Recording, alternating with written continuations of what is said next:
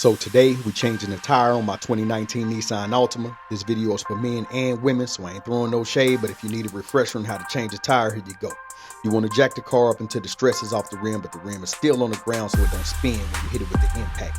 And yeah, I know I need to take this coat off. It was $1,000 when I bought it, but on here it's saying $800. So I guess you can get it for $800 now if you go online to the Pelly site or whatever, but I don't know. And if you're wondering why I'm changing the tire in these shoes, I got to be crazy. Anyway, get your protective gear out, put your gloves on. You don't want to get dirty or get poked. Make sure you pay attention to how you put the socket on the lug nut because you can strip it out. But once you get those lug nuts off, put them all together so you don't lose any. Jack the car up a little bit more to completely take the pressure off of the rim. Take the rim off of the car, put it to the side. So what I'm doing right now is looking for my first aid kit. Because hey, I'm a man, and sometimes when you're doing work like this, you get hurt. And yes, my first aid kit bag is expensive. I don't know why I do this stuff, but anyway. Your next step is to go and get your spare tire, which is a full-size tire for me because who wants to ride on that little bitty donut? It's crazy. When I see cars with them little donuts on them, I just like, man, just go get a new tire. But anyway, you want to line the tire up, take your hubcap off so when you put your lug nuts on, you're getting them flat down into the rim. So you want to hand tighten them first. You don't have to go in no specific order, but you want to make sure that you hand tighten them and make sure that they're all the way at the base of the rim so the rim is sitting flush up against the rotor.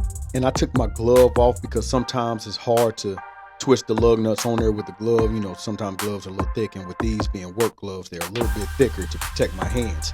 But all in all, make sure that you wear your protective gear. Anyway, get back to it. You want to tighten your lug nuts up.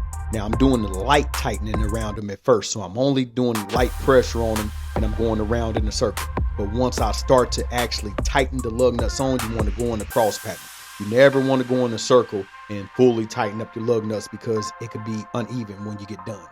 And in my opinion, sometimes I say it's even better to go around your lug nuts maybe 2 or 3 times to ensure that they're tight, because sometimes impact drills, if the battery's not fully charged or something, it won't tighten the lug nuts up right. And if you have a torque wrench or something, that's even better because you can put the correct pressure on it. But in this case, I had my impact, I didn't have my torque wrench, so this was kind of a on-the-fly job. I came out to get in my bins and I looked down and seen that the tire was flat. So I wanted to take care of that before I started with the rest of my day. And as you can see, I've already put my tools up. I put my jack away.